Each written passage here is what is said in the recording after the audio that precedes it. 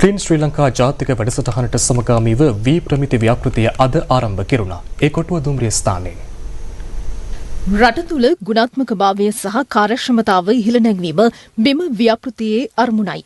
විද්‍යා හා තාක්ෂණ අමාත්‍යාංශය මගින් වී ප්‍රමිති ව්‍යාපෘතිය ක්‍රියාත්මකයි. මේ යටතේ විද්‍යා හා තාක්ෂණ අමාත්‍යාංශයට අනුබද්ධ ආයතන රැසක් එක්ව අද පිටකොටුව ප්‍රදේශයේ ව්‍යාපාරික ස්ථාන සහ හෝටල් පරීක්ෂාවක් සිදු කළා.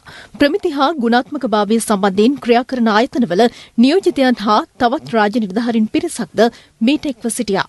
මේ තියෙන භාණ්ඩවල කෑමවල ප්‍රමිතිය වසවිස තියෙනවද ඒවල බැරලෝහ තියෙනවද ඉලෙක්ට්‍රොනික භාණ්ඩ සෙල්ලම් බඩු ඒවා සේෆ්ටි තියෙනවද ඒ වගේ හැමදේම බලනවා ඒ සඳහා අපි ටෙස්ට් කරනවා ඒ ටෙස්ට් කරලා අපි එකක් භාණ්ඩවල තත්ත්වය පිළිබඳව ජනතාව දැනුවත් කිරීම එකක් ඊට වඩා අපි කරනවා මේ භාණ්ඩ අලෙවි කරන අය එහෙම නැත්නම් ව්‍යවසායකයින්ව ඒගොල්ලන්ව දැනුවත් කරන්නත් ඒගොල්ලන්ගේ ප්‍රමිතිය ඉහළ නංවන්න මොකද්ද කළ යුතු වැඩපිළිවෙල ගැන ඒගොල්ලන්ව දැනුවත් කරන්නත් ඒ කරලා අපි අවසාන බලාපොරොත්තු තමයි ප්‍රමිතියෙන් තොර වසවිසෙන් තොර ආහාර සහ අනිකුත් දේවල් ජනතාවට ලබා ගැනීමේ වැඩපිළිවෙලක් ආරම්භ කිරීම. මේ වැඩසටහන යටතේ හඳුනාගත්ත ගමන් අපි එයාව මේ මාකට් එකකින් ඉවත් කරන්න කාරණයක් නෙමෙයි අපි බලන්නේ ඒගොල්ලන්ට ඉම්ප්‍රූව් කරන ටෙක්නොලොජි එක දෙන්න. මොකද සයන්ස් ඇන්ඩ් ටෙක්නොලොජි තමයි අපේ මාතෘකාව. යම් ආකාරයකට ඒගොල්ලෝ අපි වෙන උපදෙස් පිළිපදින් නැතුව යම් කාලයක් ගියොත් ඒගොල්ලන්ව ඉවත් කරන්න ඕනේ. අපි උත්සාහ කරනවා රට පුරා තිබෙන හොඳම නිෂ්පාදන ටික හඳුනාගෙන වී ප්‍රමිති කියන සහතිකයේ මත අපනයන වෙළඳ පොළට හොඳම ප්‍රොඩක්ට්ස් ටිකක් යවන රටක් බවට පත් කරන්න.